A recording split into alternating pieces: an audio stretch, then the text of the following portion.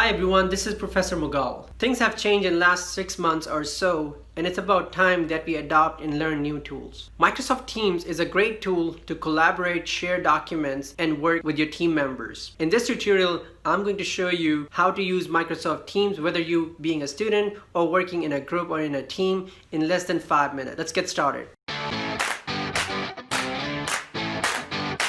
Microsoft Teams is available on both iOS and Android. I'm using iPad, so I have an iOS and I have already downloaded the app. And once you log in using your credential, your email ID, and you set up everything, your interface is gonna look something like this, okay? So as you see, there are multiple icons, tabs at the bottom. Starting from the left, you got activity, chat, teams, assignments, and so on.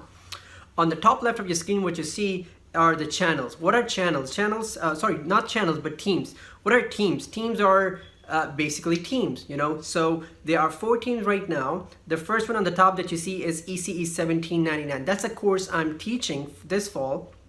Second on the list is WPI Faculty Online Learning. That's a team I'm a member of. Third one and the fourth one, these are projects that I'm doing. So these are all for my teams. When I tap on any of the team, you will notice this team, I have 3 channels. One is the general, one is the assignment, one is the invited speakers. In the general, everything and anything that you do is gonna appear in general. So if I tap on it, this is all the conversation I have had within the team with students is available over here. If I go to assignment, there's nothing over there, but you can click on new post, type something. You can upload a graphic if you like. You can also attach a file if you like. You know, you have options over here. Also, you can tag someone. So if a student is asking for help, I can tag my TA over here and then he can help that student. Also, there's another option which is for the text. You can make the text bold, italic, and different other things. So the third channel I have, invited speaker, there's nothing has been posted in there, but you can create as many channels as you like. All you have to do is tap on those 3 dots and then manage channels, and then you can click on this plus sign right here and it will ask you to add a channel, name it, and put a description to it if you like. Okay, so this is really handy. Also, I'm now gonna move on to say this team right here, which is high altitude balloon, again a project I'm doing. Here I have 1, 2, 3, 4, 5 channels. General, everything appears over here. Then the flight simulator, here we talk about flight simulator or simulations and things like that. Every time we meet, the meeting minutes goes over here. This is the past project here. Again, here are the posts.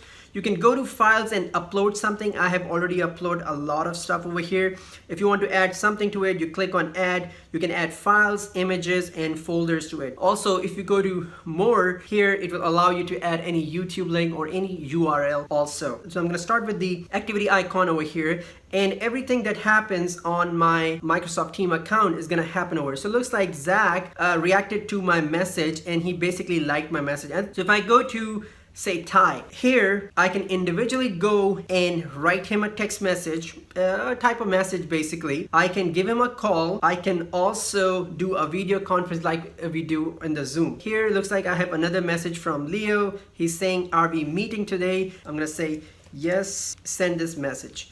Okay, so this is how it works. Then we have a chat window. Any chat that I do with someone, or if you want to send a message to someone, you click here, add that person, say I'm not gonna do that, but if I want to send this is my department head, I just type a message and then click on this thing and it goes to him. Similarly, if I go to teams, all your teams will appear over here. Assignments, you can add assignments over here. Calendar, one good thing about Microsoft Teams, it's actually syncable with the other Microsoft products. Any reminders or any appointments or meetings that you have already set up on your Microsoft Outlook, those will be automatically integrated, and vice versa. Also, you have another option over here, calls. If you wanna make a phone call, you can do it over here.